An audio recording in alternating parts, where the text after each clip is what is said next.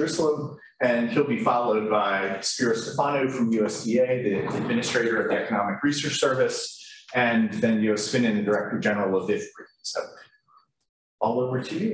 Hi. All right. So I want to discuss some key food security issues in Israel. Some of these are probably not going to be very different from what you see in other countries, but some of these may be unique to Israel. So first of all, just to formally introduce myself, so I'm from Hebrew University, Department of Environmental Economics, which used to be Agricultural Economics, and also from the Shoresh Institution. At the Hebrew University, I mostly work on structural changes in the agriculture sector. At the Shoresh Institution, I work on socioeconomic policy, and when we talk about food policy, then these two fields actually merge together. So that's why I'm here. So definition of food security is that all people at all time have the physical, social, and economic access to sufficient, safe, and nutritious food according to their preferences and to their national habits, let's say. This is, of course, a mission that is never going to be accomplished, as it says, but we should seek to be as close to that ideal. The World Bank calculates this food security score, and this is the red line is a fourth order polynomial, and you see that food security increases with income at the lowest level, and then somehow cannot increase too much after that. Israel is somewhere here, which is slightly above the line, but normal, in a normal place, I would say, considering its GDP per capita level. But this food security has different components, and if you look at the components, then Israel scores quite well in terms of affordability and quality, but less so in terms of availability and much less so in terms of resilience. So there's still much more to do in this sense. History says that Israel started a very poor country, mass migration after independence, shortage of food. Food was basically rationed. You need to have a special piece of paper in order to buy an egg or some milk. Of course, things changed quite fast over time. And the next time food security became an issue was during 2007, 2008, when global food prices were on the rise, and there was some concern in Israel about affordability of food for the poor. And then this thing somehow leveled off. We have so many problems in Israel that we cannot worry too much about food security all the time. But then COVID started, and then Israel relies quite heavily on imports of food. So there was a huge concern about the availability of food to be coming in the country. And this is when, in fact, the National Security Council, which normally talks only about three issues, Iran, now started talking about food security, and those people know nothing about food, so it was kind of ridiculous. But anyway, that just shows you how much this topic became popular. And now, of course, recent war, Israel relies on first of all, the prices, of course, which rise everywhere, but also we rely on imports of grains from Ukraine and from Russia. So it's still going on. We still don't know where exactly it's going. So this last event, this ongoing event, brings up the question whether Israel should be more self-sufficient. And first of all, the question is, can Israel be self-sufficient in food? And the answer is obviously no. For several reasons. First of all, if you look at the land per capita, Israel is at 49th place out of more than 200 countries, which is not too bad, but not too good either, from below, of course. But if you look at water, that's even worse. Israel is number 9 from below in terms of freshwater availability. Now, this doesn't tell the whole story, because in agriculture, we use both recycled water and desalinated water. So the quantity is not a constraint anymore, but of course, desalinated water costs a lot of money, and so the price is the limiting factor on using irrigation. So land and water are scarce in Israel, and that limits the ability to produce our own food. We import about half of our food, but again, this statistic is a little bit misleading because we also import most of the grains that are used for livestock. So you add the milk and meat and eggs that are locally produced, but they still rely on imported inputs, then this reliance on imported food is even greater. In some, these numbers are not really completely accurate, but it tells you the reliance on imports, especially in grains, which is an important component. And on the other hand, the fresh produce is normally locally produced, basically because it's protected from imports. And we're talking about fruits, vegetables, meat, and milk and eggs. They're mostly locally produced. Because of the policy that prohibits or taxes the imports of these products, and I'll come back to this a little bit later. Agricultural production has been increasing quite steadily over the years. This is the last 20 years, and as you can see, in the last few years it levels off and even declines somewhat, which is a reason for concern. But even maybe a better reason for concern is the price. If you look at the price of food, again, only in the last 20 years, we see a jump in 2007, 2008, which is quite parallel to what happened all over the world, but it stayed high even after that. And this may be because of the lack of competition in the food sector. We have several large importers of food, we have several large local manufacturers, and we have several large retailers. So altogether, it's not really a competitive sector, and that's why food prices remain high, even though they may go down at the international level. Focusing on fruits and vegetables, you can see that the price of fruits and vegetables follow the price of food quite closely over the first part of this period, but then somehow departed and went up in about 2014 for reasons which we don't yet fully understand. But what happens is that when food is considered expensive, and you look what happens within food categories, you reach fruit and vegetable and say, okay, so we have to blame the farmers for that. Maybe, maybe not. Supply. So you can see that the supply of fruits and vegetables has somewhat, per capita, has somewhat decreased over the years, and you can see also the small fraction of the imported fruits and vegetables in that category, and that raises a concern among the health sector people. They say we want people to consume more fruits and vegetables, but the quantities are going down. So how can we provide sufficient fruits and vegetables for the population, especially when the prices are going up, and that's a problem, especially for the poor. Speaking about the poor, Israel is among the poorest countries in the OECD, slightly below the US. So we do have a problem of, let's say, the poorest section of the economy. If we look at different population groups and look at the rates of poverty, then you see that there are two population groups that are heavily poor. It's the Israeli Arabs, and that doesn't include Palestinians. It's only Israeli citizens who belong to the Arab minority. And then the ultra-Orthodox community also tends to be quite poor.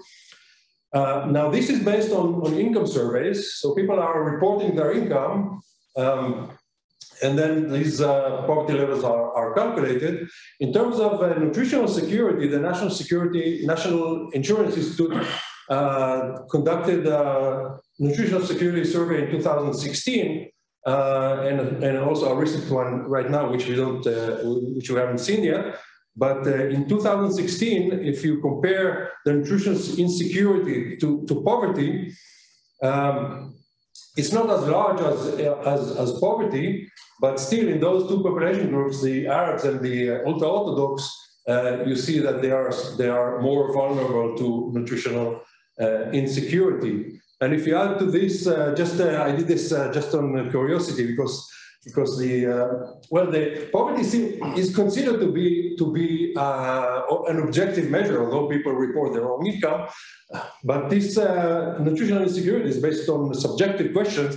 So I decided to look at another subjective question: is life satisfaction. And the measure of life dissatisfaction is quite different from nutritional insecurity. And I guess it really depends on how you ask the questions. And if you look at the ultra-Orthodox, for example, what they consider a reasonable standard of living is probably different from what the health ministry thinks of a decent standard of living is. And in terms of income, well, there were some questions about whether how well we can measure the income of the ultra-Orthodox community. The health ministry recommends that Israel follows a version of what is called the Mediterranean diet pyramid, which is based mostly on fruits, vegetables, whole grains, legumes, and nuts and seeds as the basis for the healthy nutrition. If you look at how much people spend on their regular diet by income quintile, and I owe this analysis to Dov Chernichovsky, who was supposed to be here on the conference but passed away last year. If you look at the actual food purchased, you see the lowest quintile spends 40%, more than 40% of its income on food, and then of course it goes down as income goes up. But if you look at the recommended food basket, the healthy food basket, it costs much more for the lowest quintiles. So basically, the lowest two quintiles cannot afford what is supposed to be a healthy food basket. So this requires, of course, policy intervention. What does policy have to say? In Israel, we have price controls on what is called elementary food items. This goes back, I don't know when, to the 60s or so. It changes over time, but back in the 60s, people, the government thought that people should have access to the basic, buy flour, sugar, oil in a very basic level for reasonable prices. So they issued these price controls, and these are the goods that are currently controlled, or whose prices are currently controlled. So the bread, it's only the simple kind of bread, not the whole wheat bread, which is considered more healthy. Salt, butter, fatty cheeses, sweet creams, all these things basically are not part of the healthy food basket. So the government is controlling the prices of the goods, which people are not supposed to consume according to another branch of the government.